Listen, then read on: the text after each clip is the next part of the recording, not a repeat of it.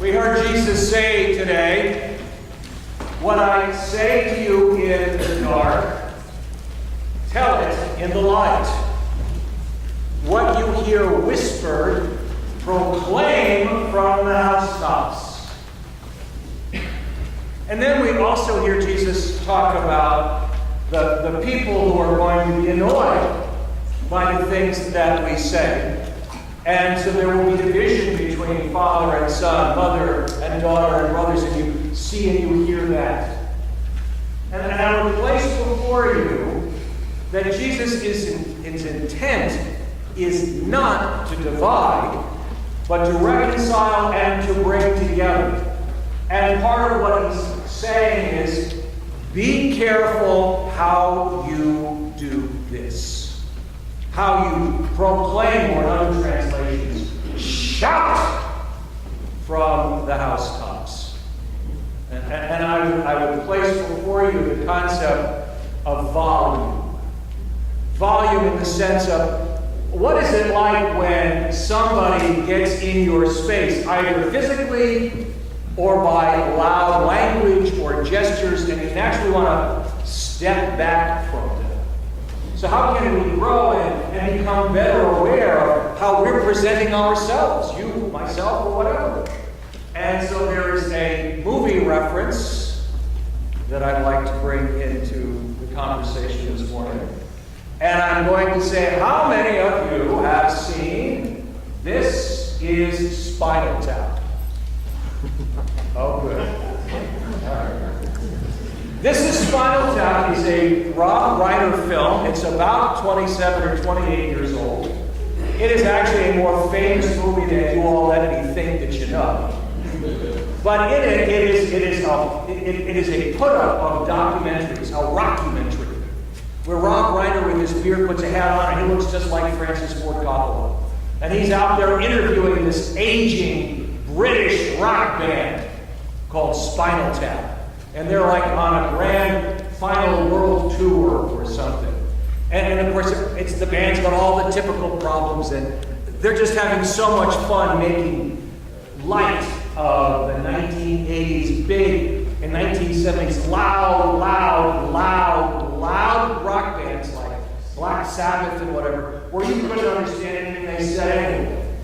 So they had a lot of fun. And so here's the scene I'd like to try to set before you. And it's a famous scene.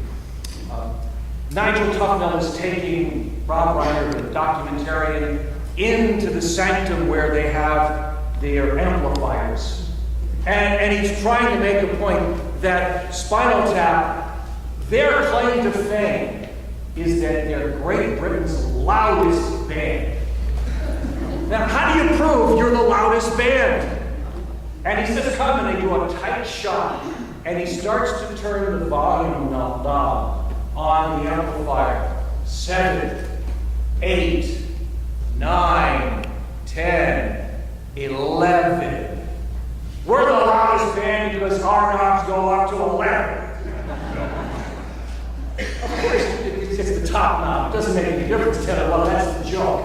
And it's just a classic good joke about what it is to try to be the loudest. But the idea of volume control actually makes some sense, especially for us who are reaching out our hands in love and trying to help others find what we have found in the love of Jesus Christ. And I would say there might be an example of volume control in how new folks show up at our front doors and they're greeted, and I would say for the most part, we're pretty good about giving them the opportunity to accept one of those wonderful little cloth crosses with a stick-em on the back, and they put them on their clothing so we can gently identify them so as perhaps we can offer more welcome and know where they are. Occasionally, we're so excited to see somebody whack gets slapped on, and they're very gracious when that happens. And I say that I know we're doing well because I received an email from somebody who was here on Pentecost Sunday from St. Paul's in Winston-Salem, enjoying what it was like to be welcome here, what it felt like to receive that cross on their chest and how people interacted with them. So that was an example of a good, if you will, sense of volume control, how we go about doing it when somebody comes in. Now, I would say that going hand in hand with volume control is what we're really faced with as Christians. Now, it's one of the reasons we have 2 ears and 1 mouth. God wanted to make this abundantly clear, so it's like a noticing thing. And so if we have volume control, perhaps we could also have listening control. Listening control, where we modulate how well we listen. Sometimes with the number be high when we're listening better or low. It's up to your own system. All right? But the idea is, how can you be aware of how well you're listening? Because then you know what level of volume to engage when you're reaching out your hands in love to care for someone. Now, I wouldn't be bringing this into the conversation if I didn't have some experience struggling with this. Those of you who have been on some of the Wednesday teachings and heard me talk about the yellow pad discipline, or even more so, those of you who have actually volunteered or willingly took my doctoral thesis and actually read it, will know where I'm coming from and the struggle for me to get to the point. See, you know me as I am now. I am this, well, you figure out. But at the very least, I don't talk over people in meetings anymore. All right? Because my excitement and the joy or the thoughts that were just going through my head over and over and over again just had to come out because they were super important. And you all needed to know them at the moment I had them. And we don't talk about why I had that problem. Praise God. There was some system, and I understand it as this listening control. And I call it the yellow pad discipline. And it's actually very simple. The first thing is I take a yellow pad of paper, and I put an early form of word processor called a pen in my hand. And this allows, as I'm listening in the meeting, the energy to flow into the pen and onto the paper.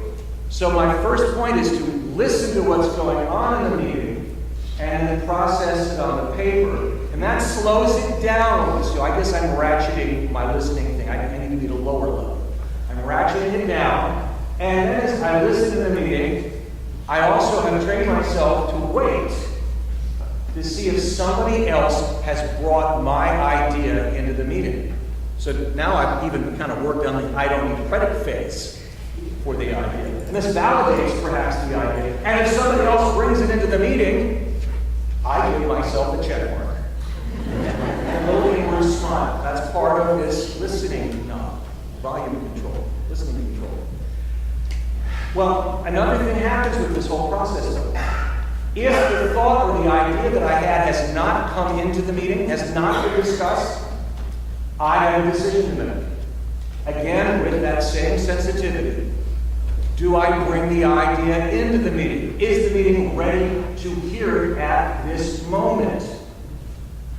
And I may decide it is, or it isn't. And if it is ready to hear it, and I decide it may be a courageous act to bring it in, having spent some time reflecting on it, getting the modulation right from listening, then the volume that I might use to present it might be heard.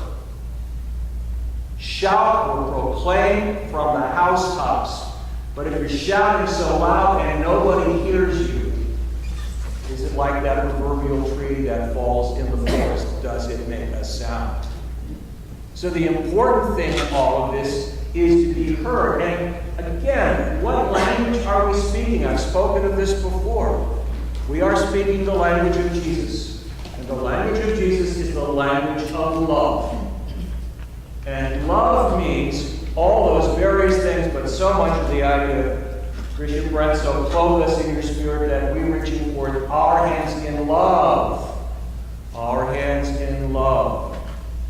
So finding the grace to do this is actually a form of obedience. You've heard me use the word obedience before. Obedience has its root in the word obediere, which means to hear or to listen. So as I've said before, one who is obedient is one who listens or hears. And the way we can respond to it as a congregation or as a person is to listen carefully to God and to one another. And what makes this all possible goes back to the gifts that our Creator gave us. The reminder of 2 ears and 1 mouth.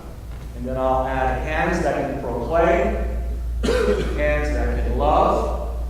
And if we all want to bring all of these emotions together, all the gifts God has given us, we remember what we proclaim and shout during a baptism or when we renew our own faith, the words, with God's help.